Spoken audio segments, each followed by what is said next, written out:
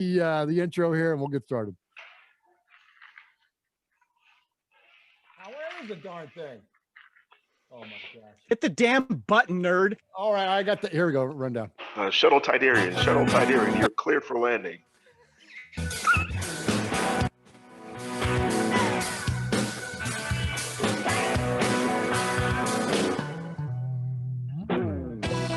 What is up, Raider Nation? Your buddy Murf back once again for... No, I'm not back once again. I'm here for the first time ever for our Star Wars Super Bowl protest show. That's right, the Raiders Fan Radio, the Murph's Fan Cave, Star Wars Super Bowl protest show, because we as Raider fans feel so disgusted about this matchup.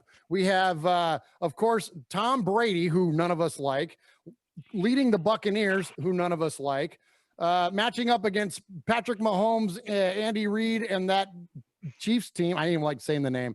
That Chiefs team that we don't like. That's literally the the archiest of arch rivals when it comes to Raider Nation. So we decided to completely abandon any Super Bowl talk and focus on something that had absolutely nothing to do with it.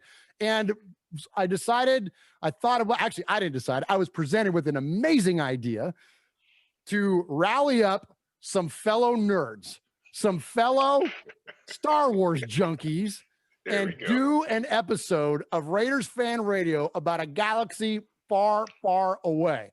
So here we go. If you love the Raiders, stay tuned, because I promise you, we're going to talk about the Raiders. Everything we ever do here at Murph's Fan Cave, one way or another, comes back to being about the Raiders. But this will not be about the Super Bowl, because in fact, I hope that's the last time that those two words come out of my mouth. And I'm really excited to talk about Star Wars tonight. So first, I would like to introduce my two co-hosts for the night. First and foremost, I'm going to introduce the guy that was this was his idea. Like, we were talking on the phone one day not long ago, and he was like, you know what? Like, after these matchups in the championship games, if it comes down to these two teams, we might have to do something that goes completely off the rails and go completely opposite of what we would normally do with an episode of Raiders Fan Radio. And I love the idea. And so thank you for the idea, and welcome to the episode, Aaron, the Q-Dog Raider. What's up, buddy? Hey, thanks, Murph. Glad to have me, and I'm glad to be a part of this endeavor. And it definitely will beat the contest on Sunday. So what made this pop into your head? What made you think, like, hey, let's do a Star Wars thing? You know, I was sitting in my room playing with my action figures, and no, nothing like that. Everything that we do is like quasi Star Wars related. And, you know, us being a gentleman of a certain age, we hold on to what once was and what can be again. And that's the Star Wars universe. I mean, it was just a natural, occurrence. No more, no less. Good deal, man. Well, appreciate you being here. Appreciate you doing this with us, man. It's going to be a lot of fun tonight. And I've talked to you so much about the Raiders. And when we finally met in person a few years ago, it was funny. We're driving around together and we realized we have this common fandom when it comes to the wars too, man. So, but you and I have never had any really super lengthy discussions about it. So I'm excited to talk to you tonight about this. And so here we had this idea. Well, look, if we're going to do a Star Wars show amongst Raider Nation, there's literally like one other guy that you invite. Like, he is the epitome of the combination of the Raiders and of Star Wars, the two versions of the dark side, if you will. And he represents them both so extremely well. He himself is a super fan. He was the Mandalorian before people knew what the Mandalorian was. This guy would show up at Raider games in his Mandalorian thing, and they'd go, hey, look, it's Raider Boba Fett. And only nerds like me and Aaron are going, nah, he's Django at best, if not just a straight up Mandalorian, right? And so anyways, so there was only one other name to join on the panel tonight. He is the owner, proprietor, and often contributor, the hardest working man in the podcast business. I can't believe this guy's got any time to breathe, nor at least or show up on our show once in a while, because he does so many. Anyways, without further ado, welcome Kevin, the Raider Nerd. What's up, Kevin? What is up? I'm ready. I got toys to play. I got my Darksaber here. Yeah, you do.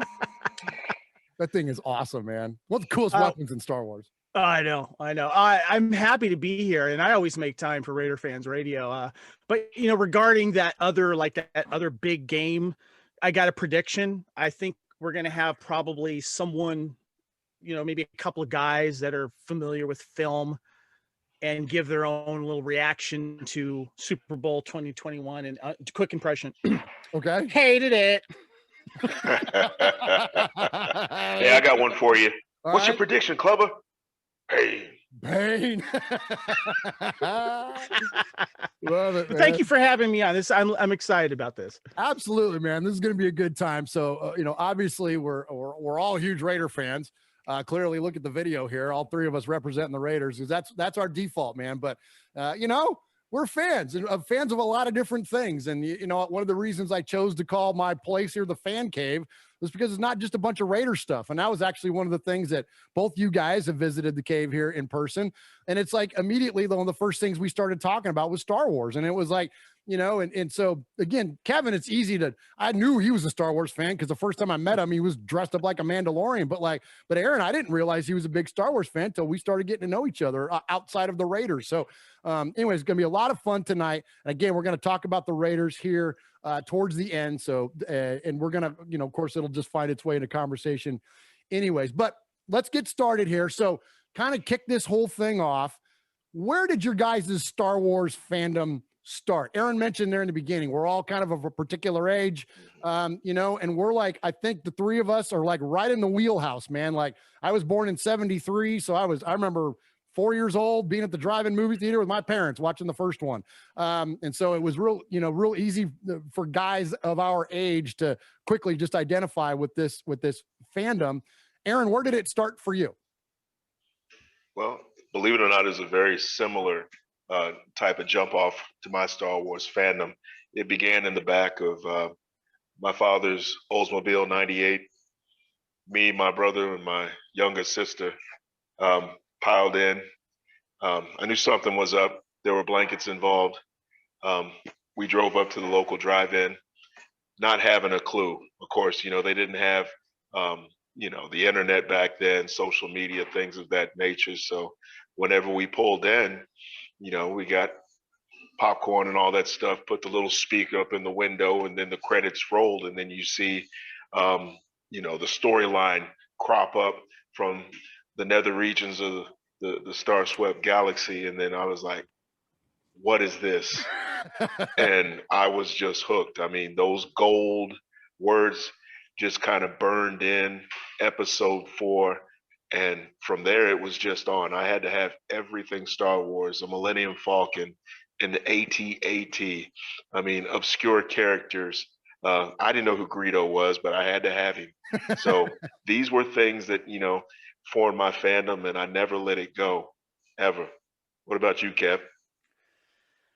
I was born in 70, so a little six and a half year old Kev was taken to the Arlington Theater here in my hometown of Santa Barbara, California, which I moved back to about almost 2 years ago now. And it was actually the first movie I actually remember seeing on the big screen. Yeah. And my parents took me to it opening week. Opened May 25th, 1977. And I'd watched a lot of television, of course, seen some films obviously on television, and I was always stuck in front of TV. That my parents used it as a babysitter, basically. But seeing what I was seeing on Star Wars, I kept talking through the damn movie, my parents said, and I kind of remember it because I knew you were, brother. I didn't know what was going on, but I was fascinated by it. And my dad kept, shut up, watch the movie. Thoroughly enjoyed it. I remember kids at school later on were like always excited about it. But I remember too, my parents would take me on a bus downtown to the other theaters that were showing it with other kids, and she would drop me off. And when it was re-released later on, same thing. And she would just let me stay in the theater all day and watch Star Wars when they allowed you to do that. And it Oh, was that's safe, so cool. safe to do that. And she would give me $5 for food or whatever it was, so it was basically Star Wars was a babysitter for her. So Not a bad babysitter. I know. And so that's how I was introduced to Star Wars. But I will always remember my first Star Wars toy was not given to me by my parents. It was given to me by my grandmother during Christmas. And I remember she bought me a Stormtrooper. I thought that was the coolest thing ever. Oh, that's awesome. That's awesome, man. So, mine, so I mentioned I saw it in 77 with my parents, standing in the middle of the console of my dad's Mustang, when you're little enough to stand there in between them, but the one that really resonated with me, like I kind of remember that, like I kind of like Aaron, I kind of remember the crawl like vaguely and things, but I really remember in 1980 when Empire came out, and I remember my dad coming home from work late one night. It was probably like a weekend or something. And he was like, "Hey, you want to go see Empire?" Or actually, I don't even know if he called it Empire. Like, because back in those days, we just called it Star Wars. Star Wars 2 or something like that. Yeah. And so he might have just said, "You want to go see Star Wars?" And instantly, I just knew what it was. So anyway, so we go, and I'm pretty sure again it was like a Friday night. We kind of got there like not long before showtime. Well, this is in San Jose, California, at the Century Movie Theaters, and the Century Theaters back then, Century 22, I believe it was, were one of those massive, like those old school California huge movie theaters with like, I don't even know how many people sit in those things, but the big giant, like the 70 millimeter, like massive theaters. And it was one of those. And the only place we could sit that was open was in front on the very far to the right. So like, we're like this, like in this giant, this massive theater screen, just looking up, and I was just, mesmerized by that movie still to this day. So you were underneath the AT-ATs, basically. Exactly. Yeah. Exactly. Completely underneath it. Like you could see up Luke's nostrils when he's hanging up inside the Wampa cave. Absolutely. I was down in the depths of the swamps of Dagobah down there. Yeah, absolutely. Yeah, man. So, and then from there, it just like went, nuts, from there. And, I want to ask you guys, and then, it's funny, like the things that you identify with as a kid can find ways to then, I don't know if there's a word or not. If I make it up, everybody can live with it. Is it like re-resonates as you get older? So like I grew up this crazy Star Wars fan. So like obviously through Jedi and all of that. I never got much into the cartoons and things, but like the movies, the Lucas movies just absolutely were just, religion to me when I was a kid. And then as I got older, it wasn't until like really like between like the prequel trilogy and then like between the OT and then the prequel trilogy, like I kind of got lost. Like, you start going to college, you meet girls, you like different stuff starts taking interest away from, music and going to concerts and like doing things like, and I kind of lost in my fandom. But then when Phantom Menace came out in 99, like it instantly like rekindled. And then really even further than that, when special editions came out in 97 too. And I do remember that. And like, that was kind of a deal, but it was really, for me, it was when the sequel trilogy came out. It was just like, what, we're going to see Darth Vader as a kid. Like, what the heck, the origin story, And then when my kids were born, then it went like really to a whole different level, because then I got to have toys in here in the house again, and no one would look at me funny. Like, I'll never forget. I'll give you one quick story. When I was in my 20s, I bought my first house. And so I was a single guy, and I decorated one of the rooms into a Star Wars room. I had the Phantom Menace like comforter, like Star Wars posters, figures sitting up, whatever. And I'll never forget one time I had a party and I overheard two people talking to each other. And this guy goes, "Does he have a kid?" And he was like, "No, why?" And he goes, "Because he's got a Star Wars room in there. It's all done up." And like, you know what I mean? And like, but like, anyways, but then you when just I got had Star Wars shamed, bro. I did, right? But then when I had kids, it was like, and then that was like, my boys were born in the early 2000s, and like that's when everything was really ramping up, man. You're talking about, getting into the Revenge of the Sith, and then all the games that were coming out. But like, so my fandom has gone through, like, it's gone through different waves, stayed pretty steady. Like, I've never not been a Star Wars fan, but it's definitely had peaks at times, throughout the years. What about you guys, Kevin? Let's start with you on that one. Where's your fandom kind of gone since those days when you saw it very first time? Obviously, after Return of the Jedi, we thought that was the last film to be honest with you. You know, Yeah, we yeah. didn't have the internet. We didn't know. I didn't know that Lucas had written like a prequel thing, and I'd maybe missed these lost interviews that you see later on that he had said that, you know, eventually we might or whatever. So it was done. That's what we thought, and we would always revisit. I would always revisit it, of course, on VHS, but locally here, the Arlington Theater I'd mentioned, they always, every now and then, they would kind of do these, they would show these old films, and they would do it for a charity, and every now and then, every couple of years, they would bring back the Star Wars trilogy for, you know, and you'd watch it, sit in the theater and watch it all day, and you'd pay a certain amount of money, maybe $10, and that would go to a charity or something like that. And then you would just obviously buy popcorn and stuff. And so I would participate in those. But of course, getting into high school and stuff like that, of course, you know, you're getting, you know, I was getting, looking at girls and dating. I was starting to play in a band right after high school. And so, you know, I was really getting into music. And then I was getting kind of like into other films and such. And it wasn't until shortly before the announcement that they were going to, you know, redo the original films and release them for a limited time in '97 with the special editions. Timothy Zahn wrote the sequel trilogy, you know, Heir to the Empire. I didn't catch it right away, but I ended up getting it on audio cassette and started listening to it. And then I revisited it soon after that. And so my interest did wane for a while, but it was that whole, I guess, re-release of the original trilogy that really got me back, sucked me back into it, because I wanted to see these on the big screen again. I was hungry for that, but also I wanted to see what they were going to do different with it. And seeing it with some people that had never seen it on the big screen before too. And I remember there was like an exclusive Jedi Luke action figure that if you went on opening night for the Return of the Jedi special edition, that got us back in the theater again. And so then it kind of started again, but then it really started to hit full force in 95, 96 before those special editions as well, because I was playing the Star Wars collectible card game that was released by a company called Decipher. And I started playing the game. That got me more into it. The company started doing a championship circuit in 96.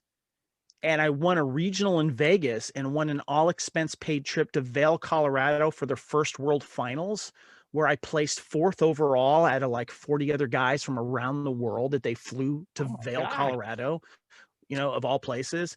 Then eventually I started volunteering for the company. And then in 99, January of 99, I got hired by the company that was based out of Virginia, moved to Virginia across the country, left California for the first time.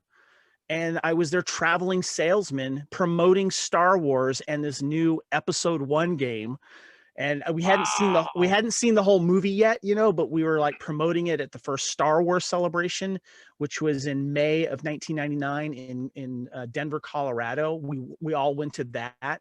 I was on the road for 70% of 1999 promoting Star Wars. And of course, then that obviously I was part of Star Wars at this time. Yeah. And I stayed with the company until like 2005, and it's always been part of my life. And that gaming company has become a whole offshoot of my fandom, and has also presented me being in touch still with wonderful people that were volunteers with, or that I worked with, that I still stay in touch with. So, yeah. That's badass, Kevin. I did not know that, man. Yeah. That is so cool, man. Yeah, what a great way. And I'll come back around to that card company a little bit later in the Yes, podcast. that's a teaser right there. Absolutely. There's something very significant about Kevin's relationship to that card company. Aaron, well, how about you, man? How's your fandom evolved over the years since you were in, what was it, a Buick, a 77 Buick that you were in when you watched the Crawl? No. It wasn't even that fabulous. It was an Olds 98. Oh, an Olds 98. Okay. Mostly 70 something. It was gold. Mistakes were made. But anyhow, what about Kevin? I mean, what a story. I mean, if we don't do anything else, just Kevin's backstory with his lineage and, you know, just hands-on with the franchise. I mean, I didn't know anything about that. So I'm going to go ahead and give you your roses while you're here, bruh. Much respect to you. Thank you, man. I mean, I'm coming on the stage after Elvis. I mean, what do I have to do to put up? I mean, he mentioned Timothy Zahn. I mean, he's one of my favorite authors. I mean, that's what kept me kindled whenever I got out of college. I read the trilogy, Heir to the Empire. I think what was the last one? Dark Fleet, and then the third installment I think was Last Command. And I want to talk more about Grand Admiral Thrawn later, but he is the baddest man never to be brought to the silver screen or even behind the scenes. I mean, yeah, he was in Rebels, and I appreciated him, in his role. But they you definitely will didn't see do him that in right. live I action. love it. You will see him in Okay. live action, I'm sure. Hey, I'm titillating. Thank you, bruh. You're a good man for that. I like that. Your fandom might spike to a whole new level again, Aaron, if you guys finally get to see him on the. Oh, Kevin brings it out of us, doesn't he? He sure does. So okay, He's too modest. We won't go totally off the rails yet because we're going to talk about this show later. But is that a Mandalorian thing, Kevin? You think we're going to see, or is that another one of these announced shows we're going to see the Grand Admiral show up? Well, it was mentioned in that Ahsoka episode of Mandalorian. So with Ahsoka getting her own TV series, there you go. She will have a reason to. So yeah. Okay, I got you. Yeah. Hey, and by the way, anybody listening right now, spoiler alert. If you haven't seen all of the Mandalorian, like, turn us off now. Like, if you haven't seen what's going on, like, if the idea that one of the greatest Star Wars characters ever has been resurrected and redeemed because after Rian Johnson pooped on him in The Last Jedi, if you don't know about any of that, then turn us off. Because I thought you were going total Jar Jar on that until you pulled up on it. What's Murf going for, man? Oh my God! Yeah. Oh my, nice, Kevin.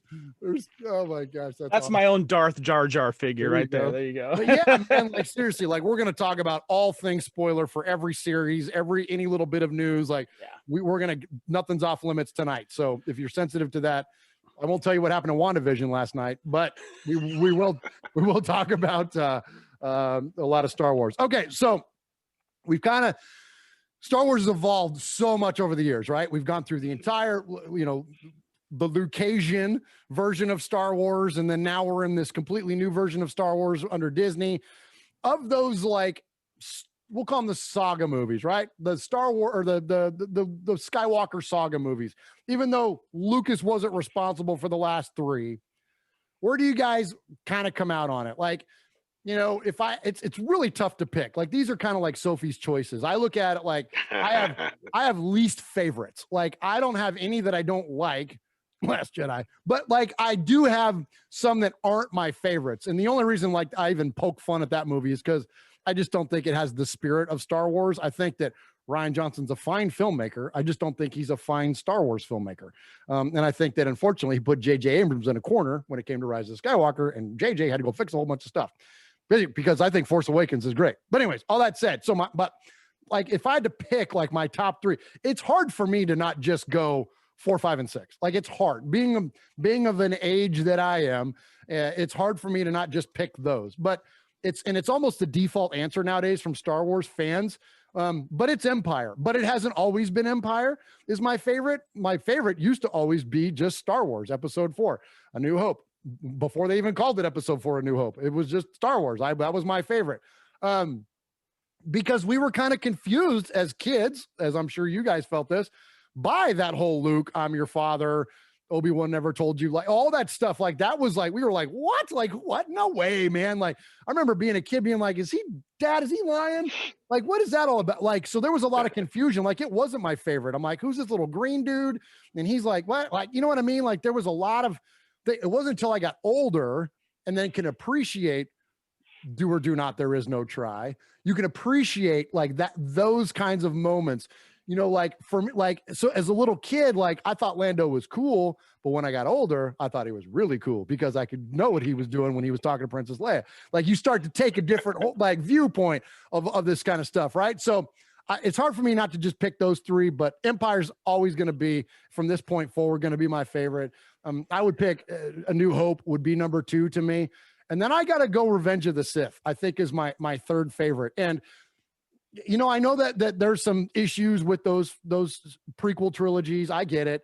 They're not perfect movies. There are a few that are, but there's Star Wars to me is like when it has moments, like when you have a good, whether it's character, whether it's action, whether it's whatever, there are moments that lift you up. And Revenge of the Sith, even though it's sad, like it's like, whoa, like, you know, you were the chosen one, like that whole, that's big emotion, man. Like that pulls something out of you. It may not be a cheer, it might be like, oh my gosh, you know, but it's like those kinds of the intensity of moment, like Anakin, you're breaking my heart, like that, like there's so much clunky dialogue in the prequels, but in those moments, those actors took Lucas's lines, man, and did some pretty cool stuff with it. So I got to say that I'm going to pick that as my third. So I'm going to go Empire, New Hope, and then Revenge of the Sith. Aaron, what say you? What's your top three of the Skywalker movies? I'll take your top three, and I'll just invert 2 and 3. I really did like Revenge of the Sith, and I'll put that behind Empire. I just like the darker movies out of the original trilogy, prequel and sequel. The darker the movie, it just resonated with me. What about you, Kev? You know, it's funny, for the longest time, Star Wars, not Star Wars and New Hope, was my favorite film. And just because of the impact that it had on me and the imagery and the music, it just, for the longest time. And I remember when you were talking, Murph, about how as you got older, the appreciation for Empire Strikes Back really started to resonate with you. You weren't alone in that, by the way, because I think that Empire is probably the majority of people's favorite film because of that reason. Because when Empire came out, it actually got kind of bad reviews. People thought it was too boring, or not boring, it was too dark and stuff like that. And then when people saying, well, if it's a three act play, the second act is usually the darkest part, you know. And so as people kind of started to marinate that on a little bit more, Empire started rising towards the top of everyone's favorite. And I think it's probably, if you ask the majority of fans, that's the top movie for so many reasons. You know, also introduced Boba Fett, and, you know, the whole twist at the end and all that kind of stuff. For me, though, as I started getting older, with the original movie being my favorite, I started watching, there's certain things in Return of the Jedi that resonated with me more. First of all, Ewoks stopped bugging me. I was fine with them, especially when I started realizing that they eat people. They're angry little bastards, you know, so they may look cute, but they're not. They'll kick your ass and kill you and eat you. But it was all about Luke Skywalker for me, because he immediately came into that film as a badass. Yeah. And that's what I wanted to see. He represented the hero that I grew up with. And he took control of everything. Every scene that he's in, he helped kind of take control of it. And that was his way on his hero's journey to becoming a Jedi. Plus, also, it has my favorite scene, which is the whole opening Jabba scene. I absolutely love that whole scene with the aliens, the pit, the Sarlacc pit, and Jabba, and all the denizens and all that kind of stuff. But the end lightsaber fight scene with him and Darth Vader, and the conversation that happens as you're cutting away, you're watching the battle in Endor, and then watching, of course, the space battle. It's just wonderful filmmaking. Richard Marquand as a director did a great job with the script and all that kind of stuff. And bringing the script to life, of course, with the script writers as well.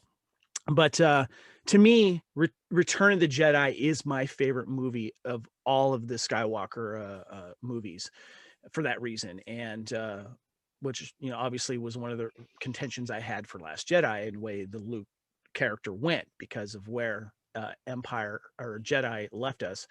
At number 2 is Empire Strikes Back, for all the reasons that most people say. It's and the visuals in that film, and the romance with Leia and Han starting too. I'm a sucker for a good romance. You know, give me a good rom-com. Corridor scenes, the dialogue in the corridor is some of the best, man. Oh yeah, and he was very scoundrel. You know, he's just such a scoundrel as well, and that just proves the girls like the bad boys, you know, which is why I always finish last. Anyway, so the third film is a recent film because I had so much fun watching it, and I love that it touched on the underworld, and it surprises a lot of people, but I love Solo.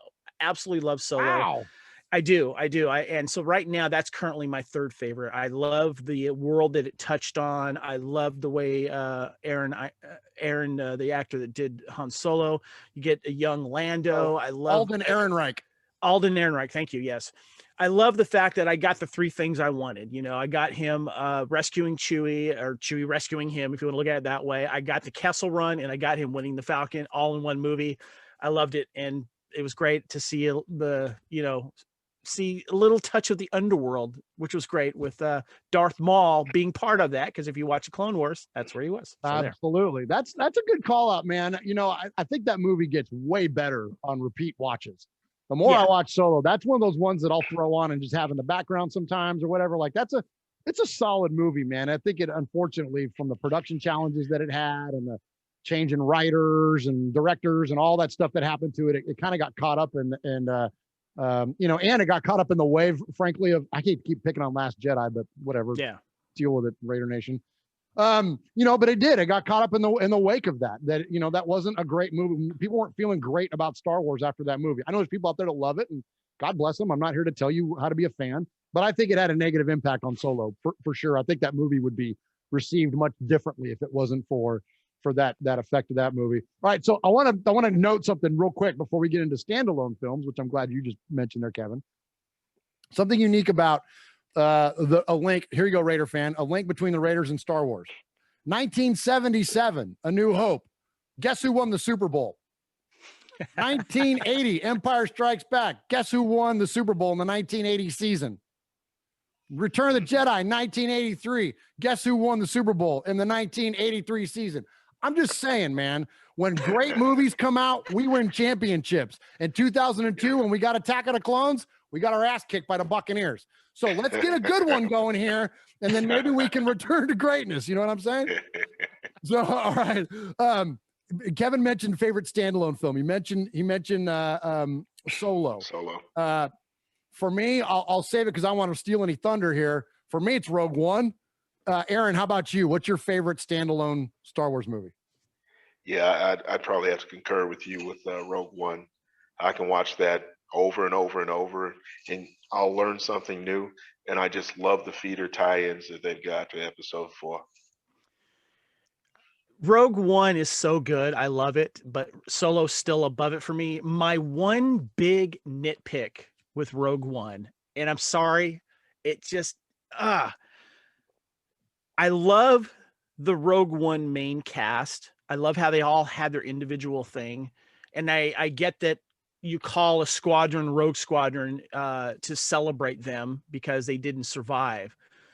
There was these reshoots with this film where it showed different scenes, stuff happening, one or two people surviving. I wanted one person from that Rogue One cast to survive to help kind of carry either the legend or the burden of surviving going forward. And I think it would have been a lot more interesting if someone, even if it was K2SO, that awesome droid, survived. Someone, Brody the pilot, someone survive, not just kill them all off. That is my biggest pet peeve with that film. But I love it. Don't get me wrong. But someone needed to survive. Well, speaking of imagery, Kevin, I'm sorry. No, you go, please. I just had a thought, and if that droid would have survived, and whenever 3PO makes his way, albeit erroneously, into, I guess, the droid repair shop on the Cloud City of Bespin, and that droid takes out C-3PO, that would have been killer. Oh. But that's just the epic eraser rewrite scenario. It's just, I would have liked to have seen a human connection too, because being the only survivor of something like that would, of course, been heroic, but I would have loved to have seen the burden side of that. Your whole Strike Force family dead, but you survive. That would have been cool as well.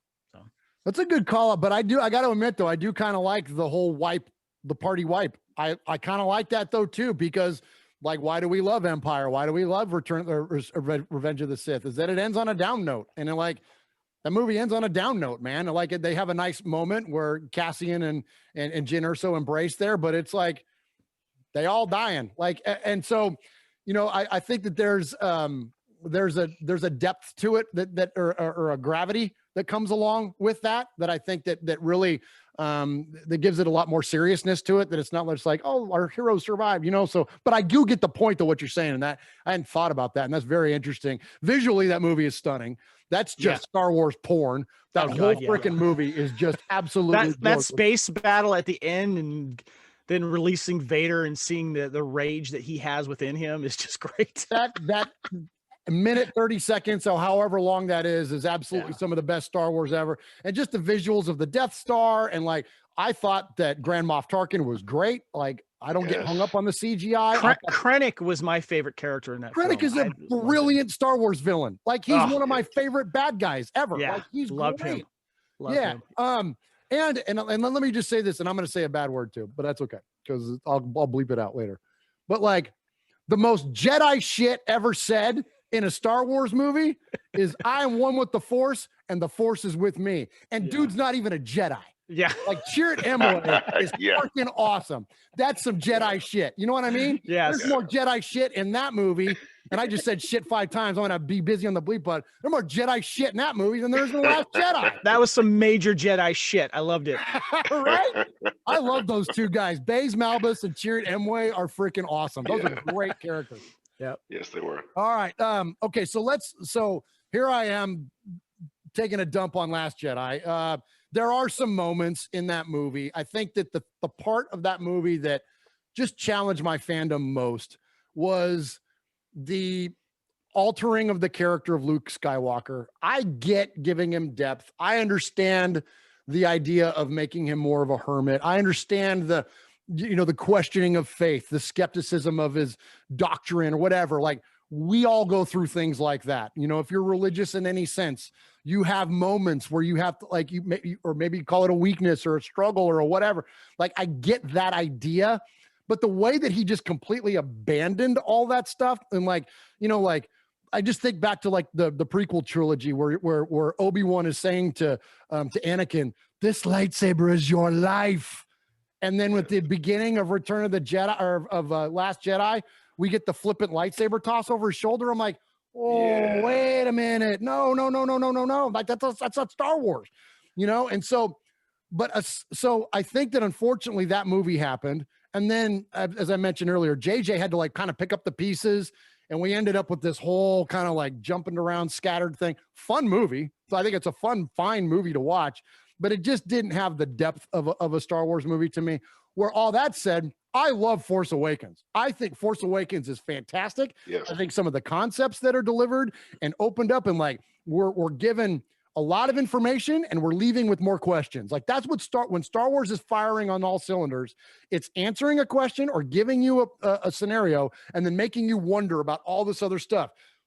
Is Finn a Jedi?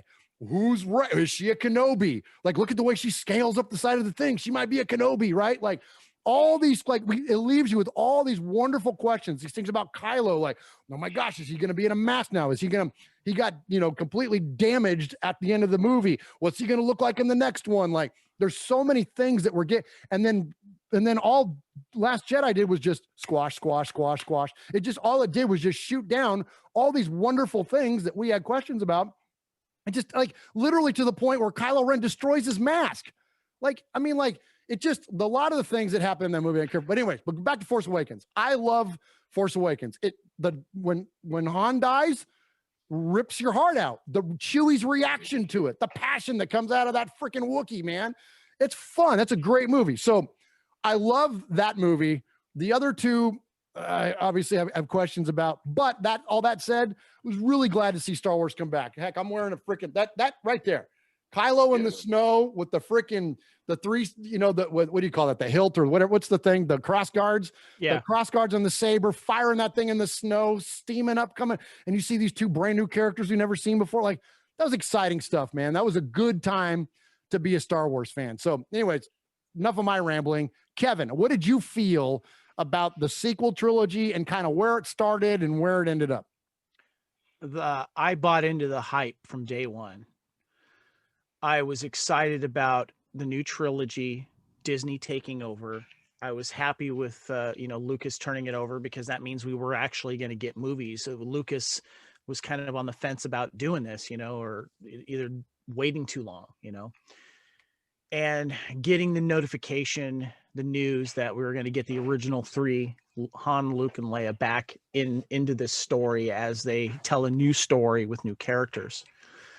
And I wanted to relive my childhood of seeing Star Wars umpteen times in the theater and marathoning it and seeing it over and over and over again.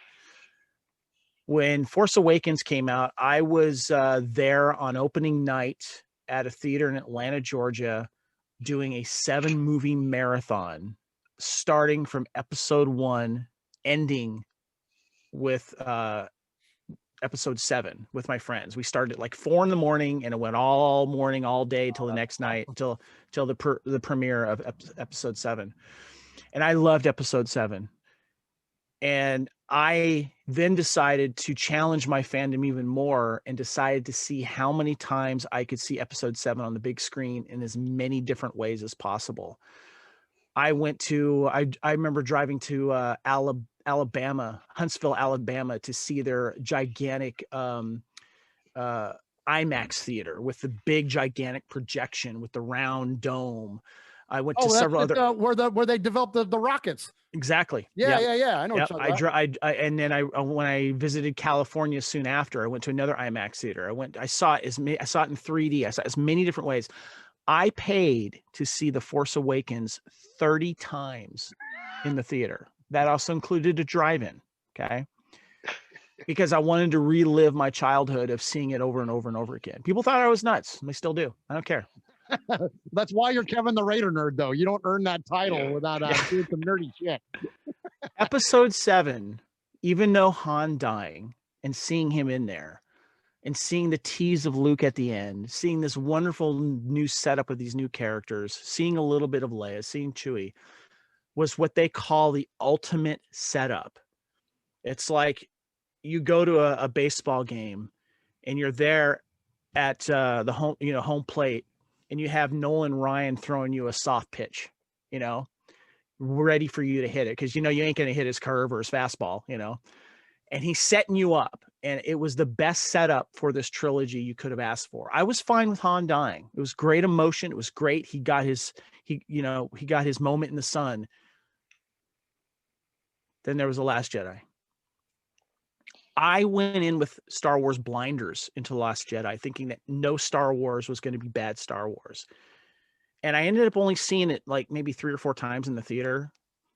And I kind of sat on it, came out on video. I had the Blu-ray. 2 months went by and I didn't watch it. And I didn't know why.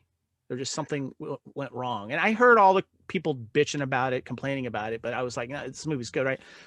Finally, I watched it. And then I made this Star Wars confession that I realized that I am not happy with the direction that Star Wars is going. And The Last Jedi went completely a different direction.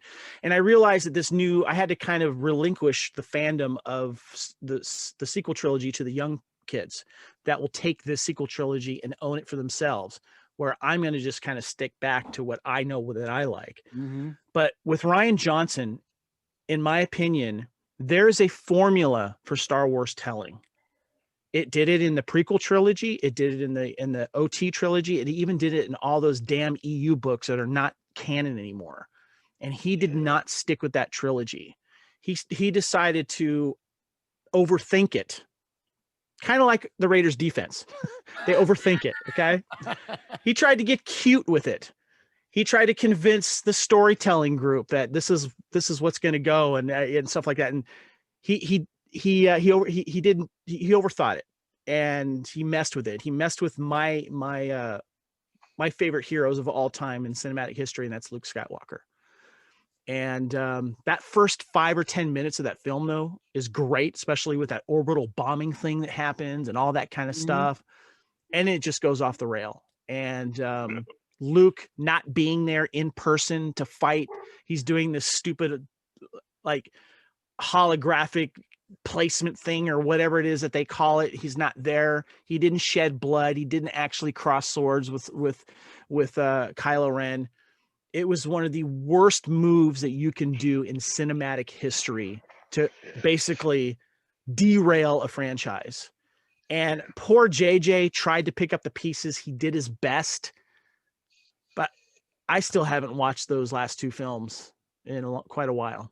So I'm just going to leave it at that. Yeah. Okay. All right, Aaron. Well, I'm going to take that turd baton from Kevin and I'm going to run with it. I'm going to skip over Force Awakens because we can all agree that the nostalgia of it brought to the present, hey, it gets an ultimate pass. I thought it hit its mark. The bar was pretty low and they exceeded it.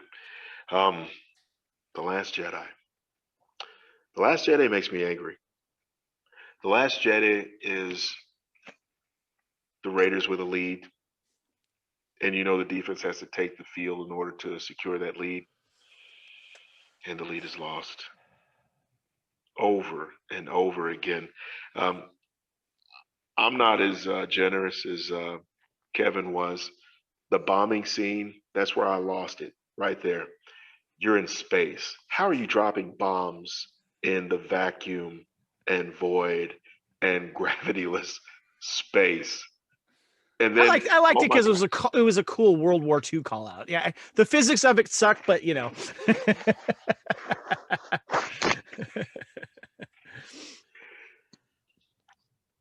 Well, and then they in a galaxy far, far away, a World War II reference doesn't work, bruh. It doesn't. And then they followed. It was a long time ago. Not a long time ago, but a long time ago.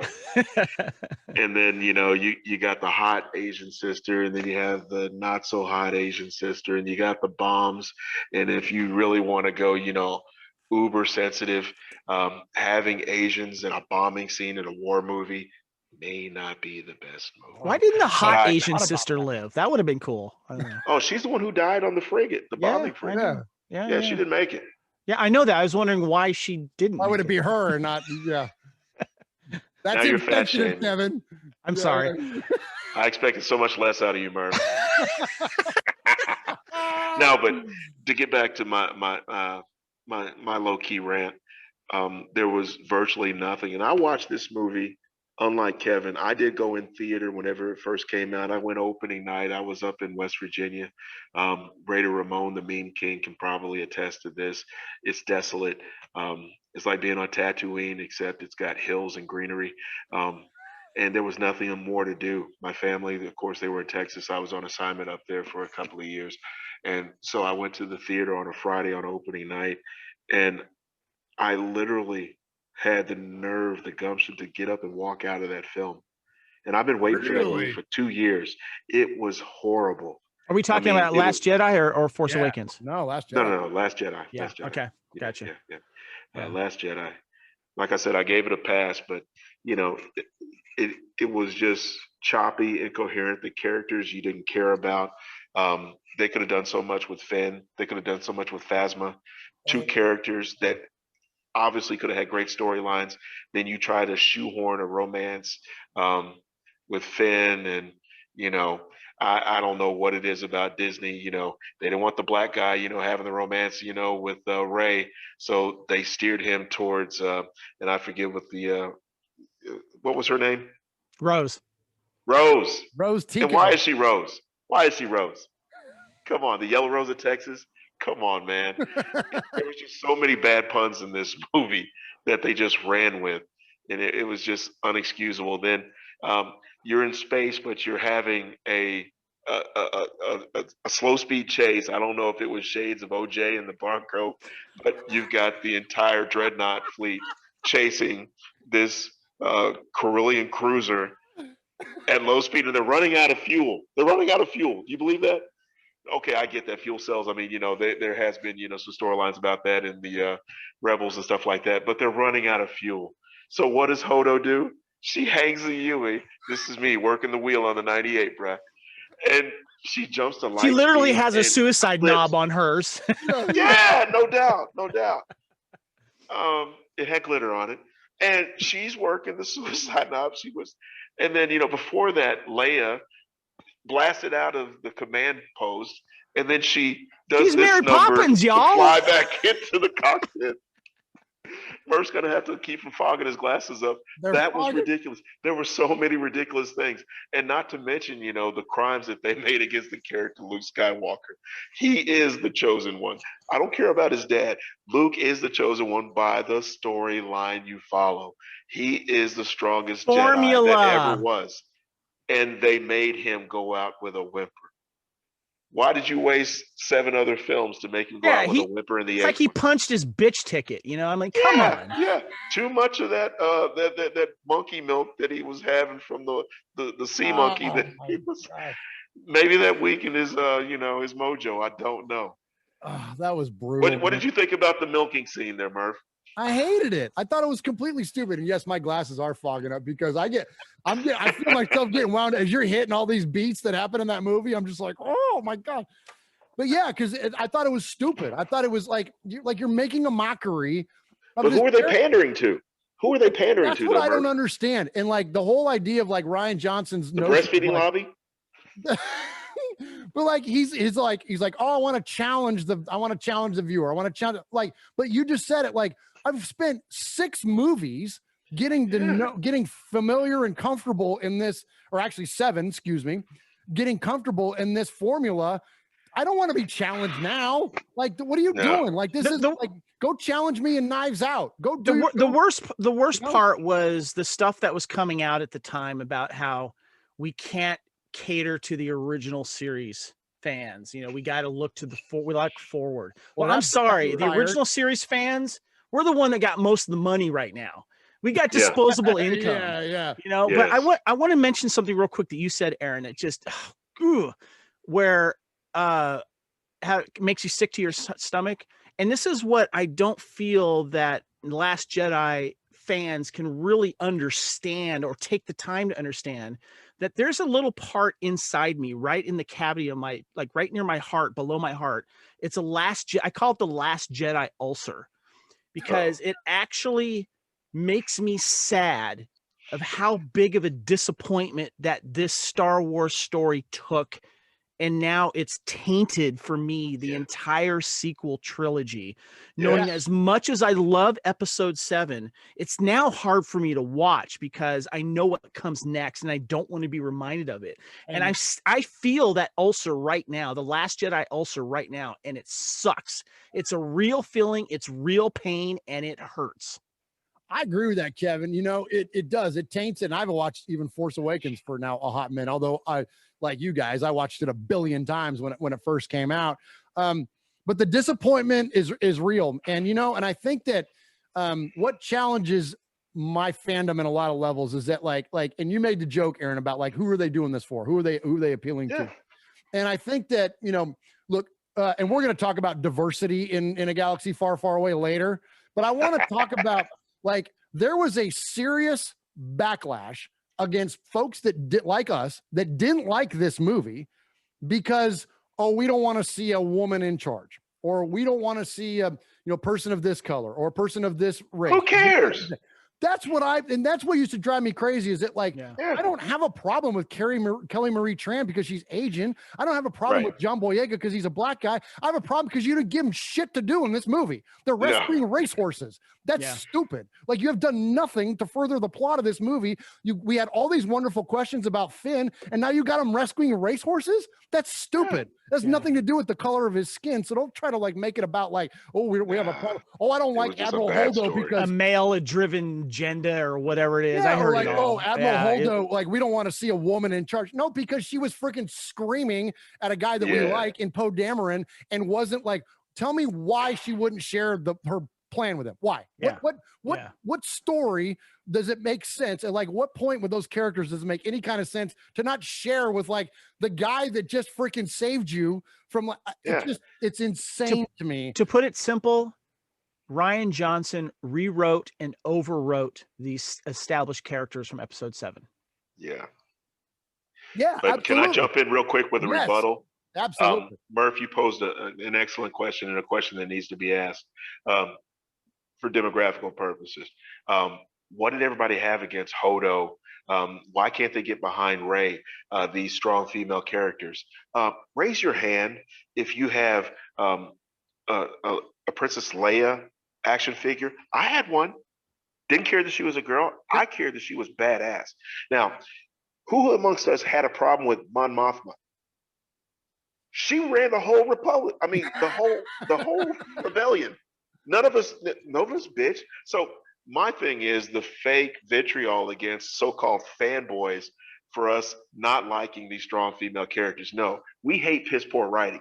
Piss poor writing will get you a thumbs down from True Raider fans every day of the Mara week. Jade. Monday. Period. Just saying. Mara Jade. Okay. Ahsoka Tano. Yeah. Come on. Yeah. Nothing wrong with We love those. the female Well-written. characters. Yeah. So. If you are into Star Wars theory, canon, female characters do more than pull their fair weight.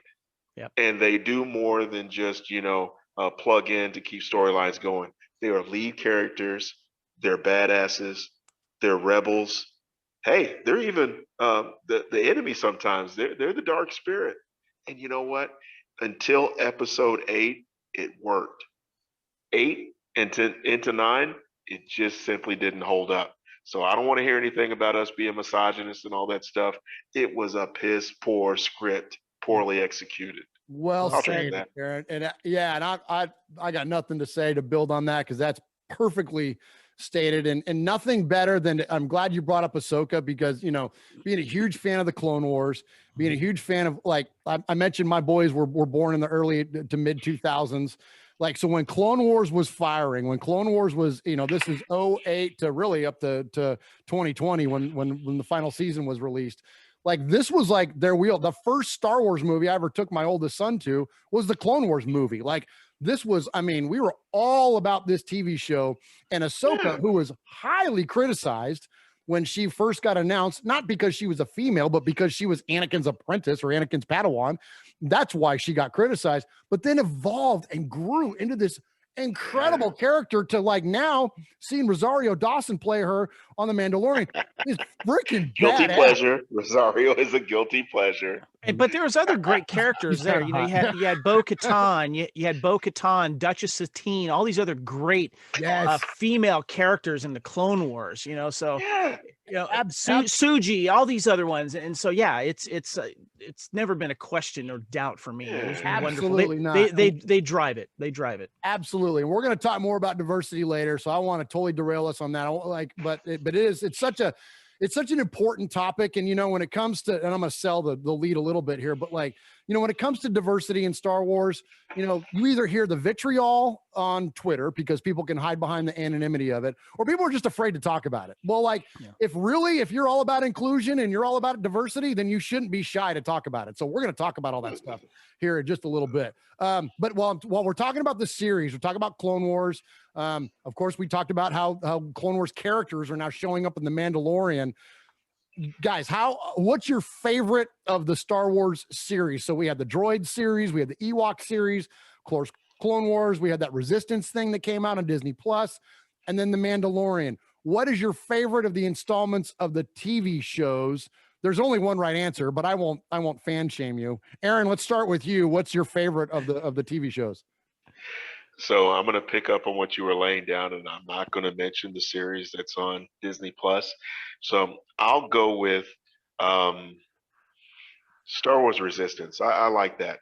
A lot of people like the Clone Wars animated series, but I like the Resistance because of the ties to Episode 3 with the last Padawan, and then of course I don't know why I'm drawing a blank. Is it Kanan Jarrus? Kanan Jarrus. Yeah. Oh, I'm sorry, you're talking about Star Wars Rebels. Rebels. Yes, Rebels. Yeah. Yes. Resistance was the one that I yield to the gentleman from California because you're the man on this one. I think I forgot to put it in the notes. And that's my fault because I read Resistance, not Rebels. You're right, Aaron. Yes. And Rebels is because at first I was like, Resistance, that show kind of sucked. You're right. Rebels is badass though. The one you're talking about, Aaron. Yes. Yeah. I'm a Thrawn guy anyway, so it had a lot of Thrawn in it. So, that was hooked me. What up with you, Kev? For the longest time, it was the Clone Wars. I really enjoyed Rebels too. I got to enjoy watching that with my daughter as well. But Mandalorian is my favorite because it is, first of all, live action, but it hits that era of the OT and then pays respect to the Clone Wars. Just the right chord. I mean, I could do a whole podcast. Actually, I have done a whole podcast on Mandalorian. So, but you see my point. Mandalorian is just perfect in so many ways, and it is setting up so much stuff. I absolutely love the Mandalorian, and it has been a game changer when it comes to the Star Wars universe. But also, it's a huge reminder of how you write characters, how you develop them, and how you stay in the Star Wars formula and do it right. Absolutely. Well said, my friend. In 40 minutes or less, too. Yes. He didn't take 3 hours to do it. He did it in 40 minutes or less. Right. And, you know, and like the whole the whole notion of like, oh, it's fan service, or like, oh, they're just like, no, but see, there's a difference between like pandering and like actually like, you know, representing what the core, what the root of this whole thing is. And I think that's what Mandalorian giving us red meat. You're right. Giving us red meat. That's one thing. Absolutely. Luring us into the van with candy is another. Absolutely. And you know, and not to go back to it again, but hey, check it out. We got a Hispanic lead character. We have a Black supporting character. We have a female supporting character. We have an Asian female supporting. Like, we have all these, like, freaking all this diversity. The only white guy in it is Bill Burr. Like, and it's freaking genius, and no one's got a problem with it. Like, it's an amazing show. And like, and this last episode of this like, I'm not a crier. I'm not a crier at things. Like, every once in a while, I'll tear up around a movie maybe or something, but like, I don't like flat out cry. I'd watch it. I'd woke up in the morning, first thing in the morning, turn on freaking Disney Plus to watch the last episode of Mandalorian, because we're all wondering, who's the Jedi going to be? Or like, who's this? Is it going to be Ahsoka? Or is it going to be like, we all just had this feeling that there was going to be a Jedi coming back. And when Luke's freaking X-Wing buzzed into the screen, I start tearing up. And then when he's marching through that freaking ship, taking fools out left and right, the tears are starting to roll. And then by the time and we see R2 and then the hood, I'm cursing at him. I'm like, you assholes. I'm freaking like a weepy freaking like instant. Now, Murf, like, stop it. Cut it. Just stop. Cut it out. Doggone it. You're the Don. You did not cry. You didn't tear up. You didn't well up. What? Don's Your crying. glasses were merely foggy, Murf. They were merely foggy. Listen, you were leaking tears of awesomeness. The little moist cloth. You dried them off, and you resumed your experience. Go ahead. Absolutely. I can't let you cry, damn it. Look, I had a moment, man. It's still real to me, man. It's still real. 1983 Jedi comes out, and they took me. I was 10-year-old Murf, and I know this is it's not unique to me.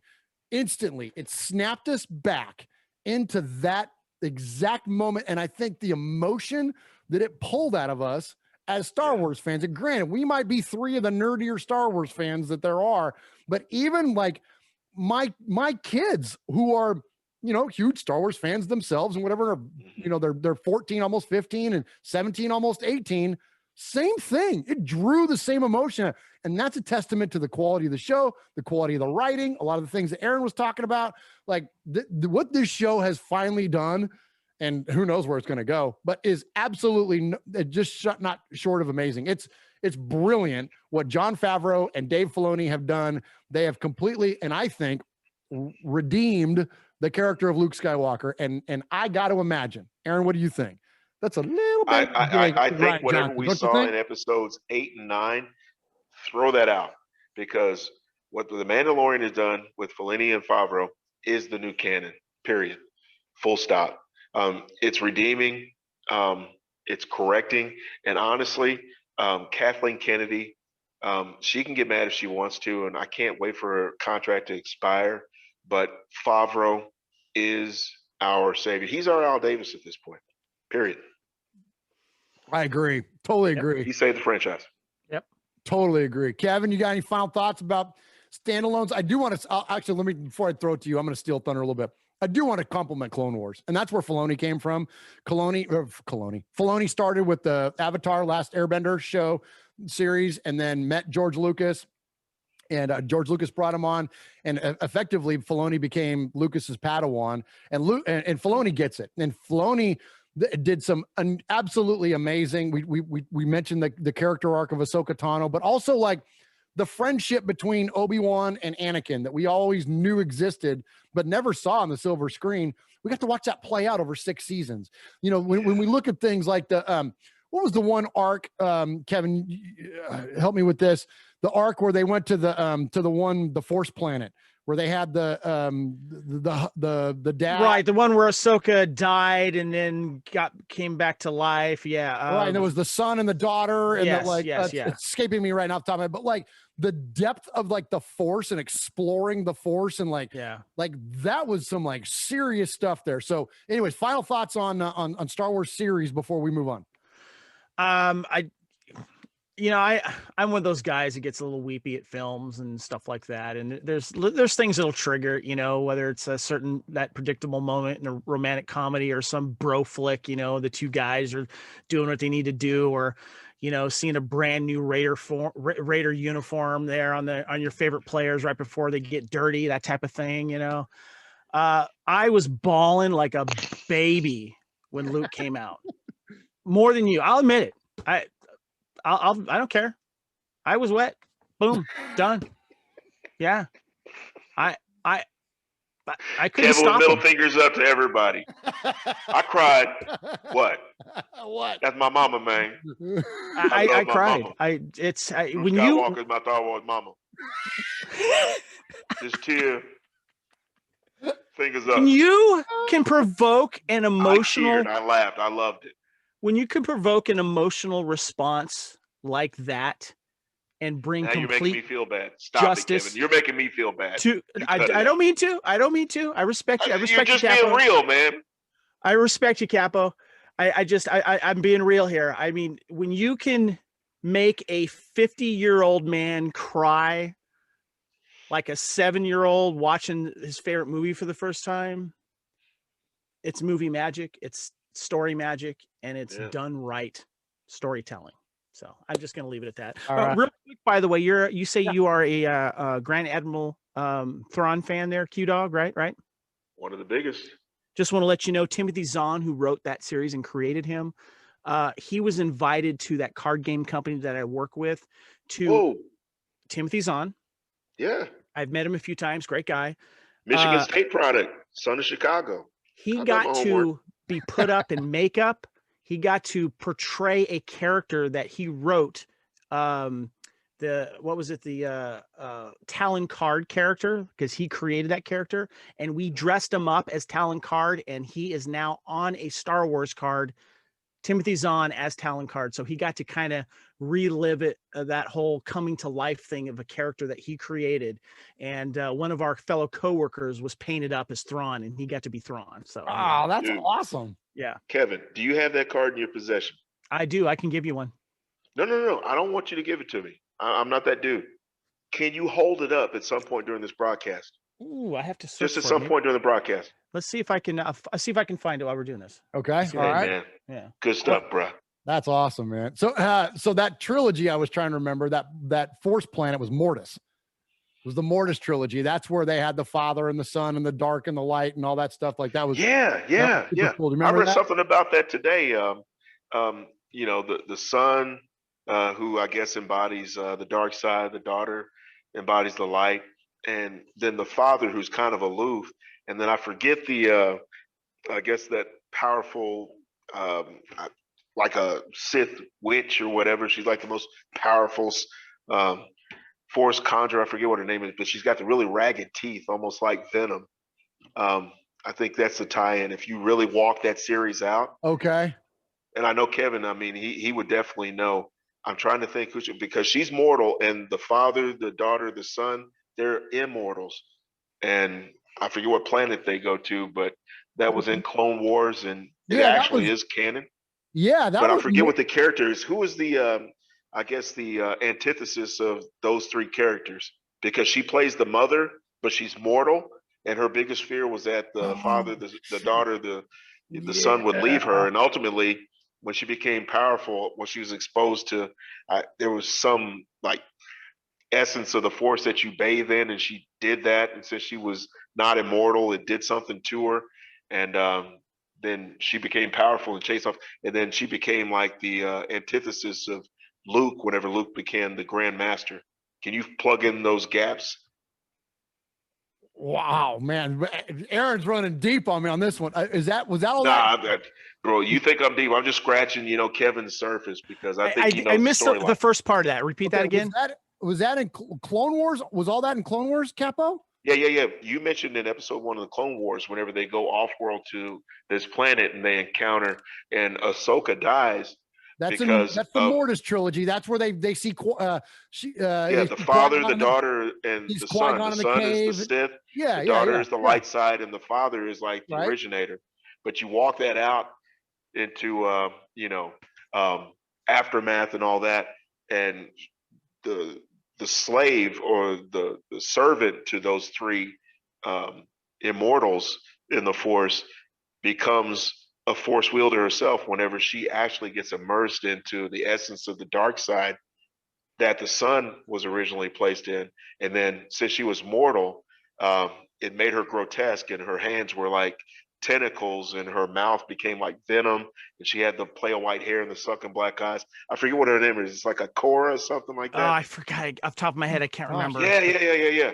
But Kevin knows what I'm talking about. I mean, you got to go way down the rabbit hole, and eventually she becomes Grandmaster Skywalker's antithesis, and he can't defeat her on her own because whatever secrets that the original immortal Force wielders had, she possessed. And I guess the Lightsiders and whatever Sith were around her, Sith adjacent, had to combine forces with Luke in order to defeat her. I forget what her name is. Abeloth. I just found it. You know, yes, Aaron. Yes, that's her. I'm very proud of you. In season 4, possibly, Kevin. In season 4 of Mandalorian. Is that her? That's her. Yep. That's her. She needs to wipe her mouth. But I see her becoming part of Mandalorian in season 4, possibly. That's a deep cut, man. I'm proud of you, dude. That is, man. That's hey, man. Cut, you said Kevin. Hey, you said Kevin the Raider Nerd was going to be on this podcast. I couldn't just come with a cup of bourbon and think it was going to be good. By the way, I wanted to show you Grand Admiral Thrawn card you were asking for. Yes. Look at that. That is awesome. Yep. That is awesome. That's my former coworker, Sandy Weibel there. He's dressed up as Grand Admiral Thrawn. And by the way, here is a Talon Card character that was in that trilogy, and that is the actual author, Timothy Zahn, dressed up as Talon Card. Cool. Yep. Now, Kevin, since we're deep diving, yep. And I don't know if this is part of what we needed to talk about tonight, but could you please explain for the layman in Raider Nation who the hell Grand Admiral Thrawn is? Grand Admiral Thrawn was the leader that was left over to oversee the remnants of the Empire after the Emperor died and the Death Star 2 was destroyed. And not Hux. Yes, that's Thrawn. right. And this was part of the heir to the Empire that was considered and in my opinion, still the trilogy after the OT trilogy. But he was a very calculating villain. He loved to learn about his foe and get behind their brains and their thoughts and figure that out. But he also knew that he had to somehow one day challenge a Jedi, and he found a very mysterious creature called the Islamiri that he was able to keep near him because Islamiri repel the Force power. So therefore making any Jedi or any Force user basically a normal person against him. And and that was also the series that introduced Talon Card, of course, and Mara Jade, who was a character that was in Jabba's palace to assassinate Luke Skywalker because she was the Emperor's secret assassin, known as the Emperor's hand, behind Darth Vader's back. So there you go. Hey, and you know what? I'm glad that you used the proper term. He was the Emperor's hand, and so she was trained as an assassin, much like Maul was in his infancy in the Force.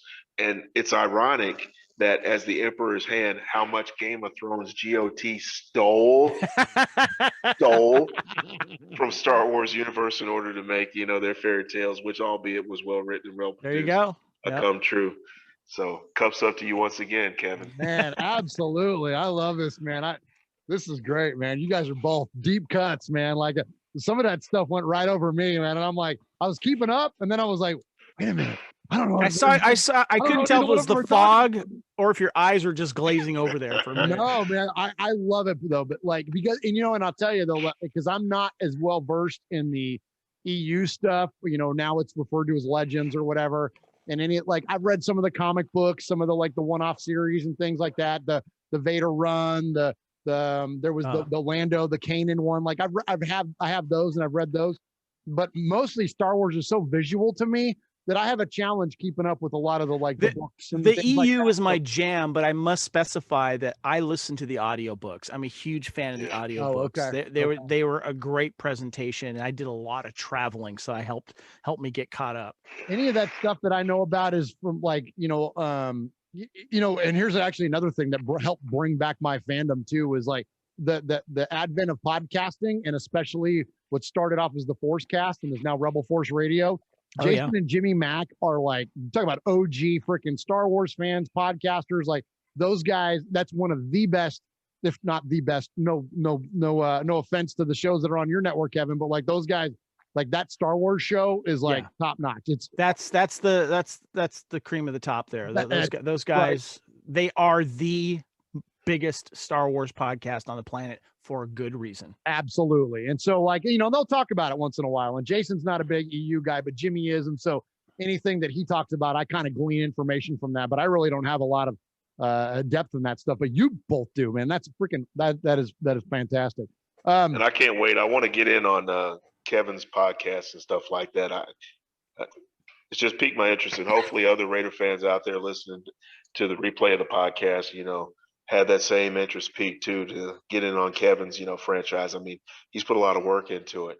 All right, Raider Nation, there's episode 1 of our Super Bowl protest Star Wars show. We ended up going about 3 hours, so we decided to break this up into multiple episodes. So check out episode number 2 coming up next.